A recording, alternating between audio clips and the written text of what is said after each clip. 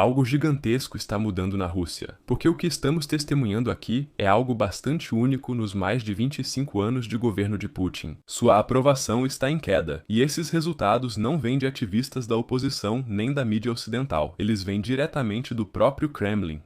O Instituto Estatal Russo de Pesquisa de Opinião agora divulga semana após semana a mesma mensagem: o apoio a Vladimir Putin continua caindo cada vez mais. Já são mais de 7 semanas seguidas, porque o valor mais recente está em 65,6, segundo o Institute for the Study of War, é o índice mais baixo desde o início da guerra. O que, em uma democracia, ainda seria um valor alto, na ditadura russa é um sinal fatal.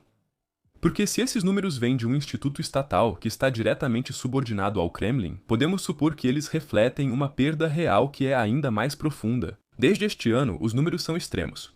O Centro Levada, o último instituto de pesquisa de opinião realmente independente na Rússia e já classificado pelo Kremlin em 2016 como agente estrangeiro, ainda no final de 2025 registrava valores que mediam 85. Assim, os valores caíram cerca de 20 nos primeiros meses do ano, enquanto a situação de Putin na guerra está muito ruim. E agora ele está sob pressão não só de fora, mas também de dentro. Então, o que está acontecendo aqui? Por que a aprovação de Putin está justamente agora em queda? Como isso afeta a guerra na Ucrânia? O que pode acontecer agora? E o que um Putin enfraquecido representa para a Europa?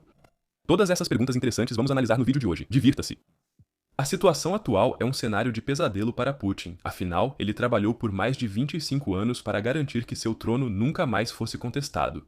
Quando ele assumiu o poder em 2000, a Rússia estava no fundo do poço. Os anos 90 foram uma época traumática para a maioria da população. Colapso econômico, hiperinflação e o desmoronamento das estruturas estatais. Putin prometeu estabilidade e, a princípio, realmente entregou isso. Os preços do petróleo subiram bastante, a economia se recuperou, salários voltaram a ser pagos em dia e muitos russos associaram seu nome ao fim do caos. Além disso, vieram os sucessos militares. A Segunda Guerra da Chechênia consolidou sua imagem como um político linha dura na área de segurança, e a anexação da Crimeia em 2014 provocou uma onda enorme de aprovação. Sua popularidade subiu para quase 90%. Nacionalismo, força e a narrativa de uma Rússia revitalizada, tudo isso funcionou como um elemento de coesão política durante anos muito bem. E com o início da invasão armada na Ucrânia, em 2022 veio então o próximo auge, porque em sistemas autoritários isso é um fenômeno bastante bem documentado. Guerras geram coesão a curto prazo, a população se une em torno da liderança, e a crítica é vista como traição. Os índices de aprovação de Putin aumentaram novamente de forma significativa, mas esse efeito tem um tempo limitado. E esse momento parece ter chegado agora, pois 4 anos depois o efeito começa a desaparecer e por trás disso surgem os problemas estruturais. O mais evidente deles é provavelmente de natureza econômica. A economia russa está em modo de guerra contínuo desde 2022 e isso agora começa a cobrar seu preço. A taxa básica de juros da Rússia já foi elevada para um recorde de 21 no outono de 2024. Quem busca empréstimo para carro, apartamento ou pequena empresa paga juros quase inimagináveis na Europa Ocidental. E mesmo em 2025, esse valor permaneceu em média em 19%. O setor da construção civil está por isso em uma grave crise e, ao mesmo tempo, a inflação continua persistentemente alta. Mesmo com a política de juros rígida do Banco Central, a inflação segue perto de 10%.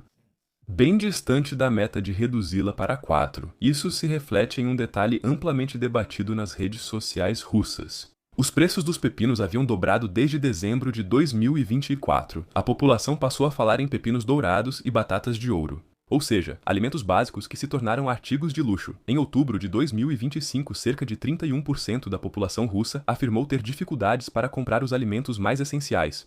Enquanto isso, os gastos de guerra aumentaram muito. Eles consomem 7 a 8% do PIB, enquanto o déficit aumenta, e as receitas de exportação de petróleo em 2025 ficaram cerca de 24% menores que no ano anterior. Isso afeta exatamente a camada da população em que Putin sempre confiou: famílias simples, aposentados e pequenos empresários. Durante anos, ele pôde contar com o fato de que salários em alta e relativa estabilidade garantiam sua popularidade, mas esse fundamento está se erodindo cada vez mais rápido, e paralelamente, no 5º ano de guerra surge outra dinâmica: o cansaço. Não é um conceito abstrato, a guerra já dura para a Rússia mais que a Segunda Guerra Mundial. Isso significa que agora já existem inúmeras famílias esperando por filhos e pais que provavelmente não voltarão mais. E isso também significa ondas de mobilização que afetam especialmente as regiões rurais e as camadas mais pobres da população. Ao mesmo tempo, estimativas apontam que, desde 2022, até 1 milhão de russos bem qualificados deixaram o país, entre eles, muitos que antes faziam parte da espinha dorsal econômica do país. Enquanto isso, os jovens que ficam estão morrendo na linha de frente, o que aumenta as críticas, principalmente entre eles. É um fenômeno recente. A censura crescente na internet está levando jovens à revolta. Regimes repressivos aumentam a censura quando estão mais nervosos. A Rússia impôs, em 2025, mais de 37 mil horas de cortes de internet, afetando a maioria dos 146 milhões de habitantes. Um número que está muito acima dos dados de quase todas as outras ditaduras. Nenhum outro país do mundo, exceto a Coreia do Norte e a China, desconectou digitalmente sua própria população nessa escala. O número de usuários de VPN aumentou de 4 em 2021 para 42 em 2025. Pessoas buscam formas de driblar o controle estatal da informação, pois a ameaça online do Estado russo cresce constantemente. Mas vocês também estão sendo ameaçados online e expostos a vários perigos: vigilância online, bloqueio geográfico e redes inseguras. A internet já não é mais um espaço neutro. Muitos ainda acreditam que estão invisíveis online, mas na verdade seus provedores de internet, ou Wi-Fi em hotéis, cafés ou aeroportos e outras redes podem rastrear quais sites vocês visitaram. É para isso que serve o CyberGhost VPN. O CyberGhost criptografa sua conexão e oculta seu IP, permitindo navegação mais privada e segura em qualquer lugar. O CyberGhost conta com mais de 38 milhões de usuários pelo mundo e milhares de avaliações ótimas no Trustpilot. O mais prático é que você muda sua localização virtual para um dos mais de 100 países com só 2 cliques. Com isso, você pode desbloquear conteúdos em mais de 40 plataformas de streaming, como Netflix, Amazon Prime ou Disney+. Em alguns países, você tem acesso a até 50% mais filmes e séries. CyberGhost é compatível com Windows, Mac, iPhone, Android, Smart TVs e mais. Com uma assinatura, proteja até 7 dispositivos simultaneamente, ideal para toda a família.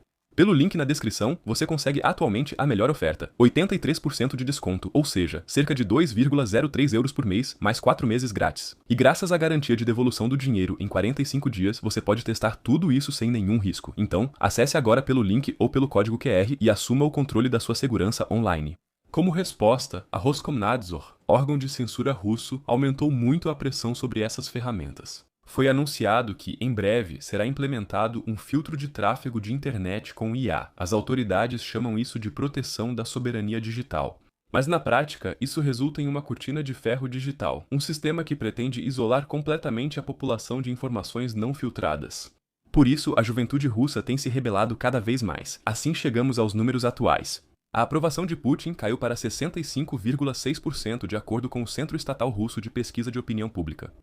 O nível mais baixo desde o início da guerra, cerca de 12% menor do que no início do ano e quase 20% menor do que no final de 2025. Esse é um nível historicamente baixo no contexto da guerra, mas por outro lado, ainda é uma maioria. Porém, precisamos considerar que na Rússia, quem fala honestamente sobre sua opinião política faz isso sob risco considerável. Pesquisas em sistemas autoritários avaliam mais o medo do que opiniões. Os números indicam apenas o limite mínimo da perda real. E isso pode até piorar ainda mais por vários motivos. O primeiro é a guerra de drones no próprio território. Em março de 2026, a Ucrânia enviou mais drones à Rússia do que o contrário pela primeira vez. Foram cerca de 7 mil unidades em um mês, refinarias russas, infraestrutura e até residências em bairros de Moscou foram atingidas. Um drone atingiu um prédio de luxo em um bairro nobre de Moscou, a menos de 10 quilômetros do Kremlin, e isso mudou completamente a mentalidade. Durante anos, a guerra para a população russa era algo que acontecia em outro lugar, em solo ucraniano e nas notícias da televisão, mas agora ela chega literalmente ao próprio bairro. O segundo ponto é o ponto de inflexão econômica no início de 2026. Nos 2 primeiros meses do ano, a Rússia registrou uma queda no produto interno bruto, de 1,8%. Nos anos anteriores, a economia crescia cerca de 4%, impulsionada por gastos com armamentos e investimentos estatais. O boom de guerra artificial foi o principal argumento do Kremlin para afirmar que a Rússia resistiria às sanções. Agora, declarações de Putin mostram nervosismo. Ele admitiu que os efeitos do calendário não explicam totalmente a queda e pediu mais medidas. Segundo relatos, ele pediu doações aos oligarcas para reabastecer os cofres do Estado, cada vez mais vazios. Acho que quando um governante pede esmolas aos bilionários, a invulnerabilidade econômica acaba. Além disso, a Rússia enfrenta grandes dificuldades na linha de frente agora. Uma ofensiva estratégica russa planejada foi frustrada e, ao contrário, agora é a Ucrânia que está avançando novamente. Em resumo, é uma mistura tóxica para o Kremlin. A principal questão é: quais as consequências para a Europa e para a guerra na Ucrânia? Primeiro, o mais óbvio, um Putin enfraquecido não garante paz. Histórias de lideranças autoritárias mostram que pressões internas frequentemente levam à escalada externa. Politische Eskalation verleitet. Para mobilizar a população, criar unidade e desviar a atenção dos problemas internos. Isso explica a escalada contra civis na Ucrânia e as novas ameaças nucleares. Já a queda de popularidade e a pressão econômica podem abrir espaço para negociações. Um Kremlin sob pressão interna e tendo que lidar com uma economia enfraquecida pode, de forma calculada, tornar-se mais aberto a outros compromissos. No entanto, isso só acontece se o outro lado se mostrar suficientemente forte.